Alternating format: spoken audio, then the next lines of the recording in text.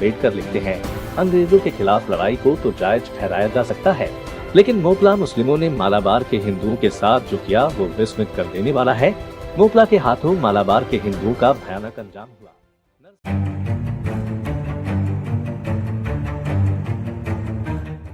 मैंने गांधी क्यों मारा विश्लेषण वीडियो सीरीज के दूसरे भाग में आपका स्वागत है।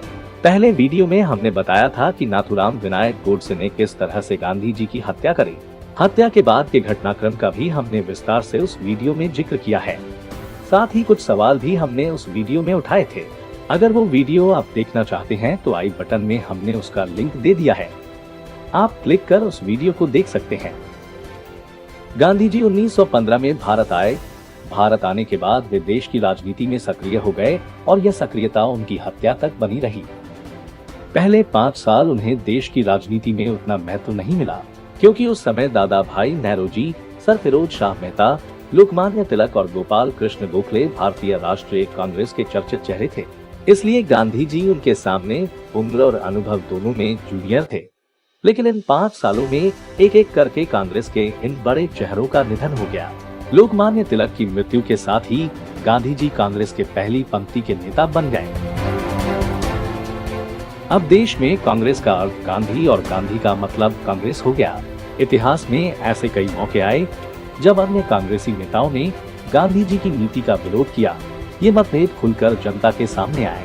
ऐसे में उन नेताओं को या तो गांधी जी के सामने झुकना पड़ा या उन्हें कांग्रेस छोड़कर जाना पड़ा। लेकिन गांधी जी ने अपनी नीति में कोई बदलाव नहीं किया। उन पर कई बार मुस्लिम तुष्टीकरण का भी आरोप लगा। इतिहास पर पैनी नजर डाले तो ये आरोप गलत भी नहीं लगते।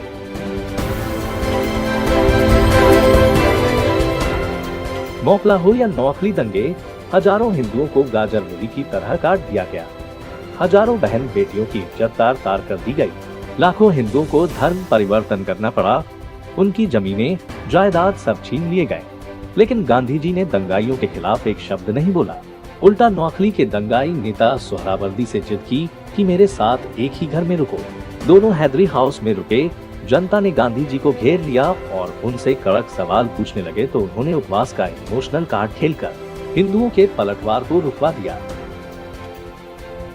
आपको बता दें कि पाकिस्तान लेने के लिए मोहम्मद अली जिन्ना ने सीधी कार्रवाई की घोषणा करी, जिसे इतिहास में डायरेक्ट एक्शन डे के रूप में भी जाना जाता है। जिन्ना की घोषणा के साथ ही मुस्लिम जोश में आ गए।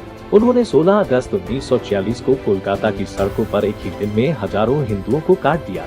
तत्कालीन बंगाल के मुख्यमंत्री सोहरावर्दी ने पुलिस की मिलीभगत के साथ सुनियोजित तरीके से इस घटनाक्रम को अंजाम दिया।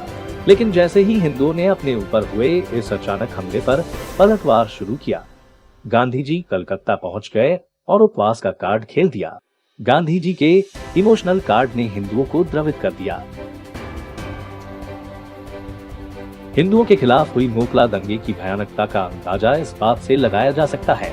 इसमें 2266 दंगाई मारे गए, 1615 घायल हुए, 5688 बंदी बनाए गए और 38,656 ने आत्मसमर्पण किया।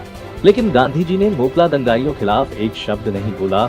उल्टा उन्होंने बचाव करते हुए कहा, वे धर्म भीरू वीर लोग हैं जो उसके लिए युद्ध कर रहे हैं, जो उनके विचार में धर्म है और उस रीति से युद्ध कर रहे हैं जो उनके विचार में धर्म सम्मत है।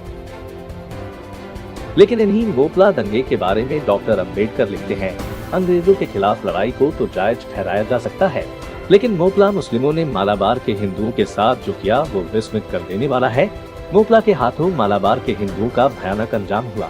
नरसंहार, जबरन धर्मांतरण, मंदिरों को ध्वस्त करना, महिलाओं के साथ अपराध, गर्भवती महिलाओं के पेट फाड़े जाने की घटना, ये सब हुआ। हिंदुओं के साथ सारी क्रूर और असंयमित बर्बरता हुई। मोपला मुस्लिमों ने हिंदुओं के साथ ये सब खुलेआम किया जब तक वहां सेना न पहुंच गई। वहीं कांग्रेसी नेता डॉक्टर एनी बेसेंट ने मोपला दंगे पर गांधी और दंगाइयों की आलोचना करी है।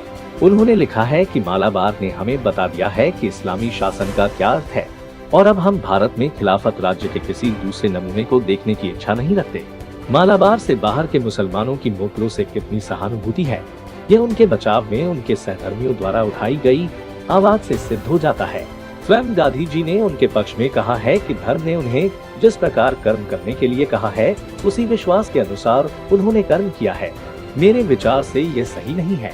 एक सभ्य देश में उन लोगों का कोई स्थान नहीं है जो देश से उन लोगों को खदेड़ देते हैं जो अपने पूर्वजों का धर्म त्यागने से इनकार करते हैं।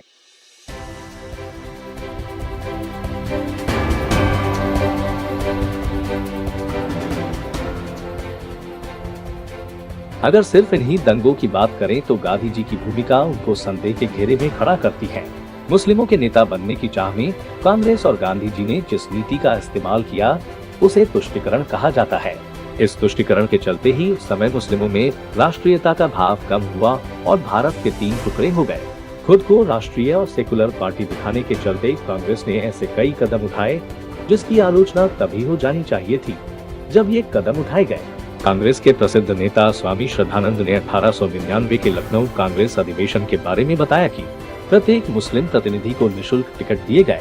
10 रुपए प्रति व्यक्ति का भोजन शुल्क भी मुस्लिम प्रतिनिधियों से नहीं लिया गया और दस्तरखान के सभी स्वादिष्ट व्यंजन उनके सामने परोसे गए।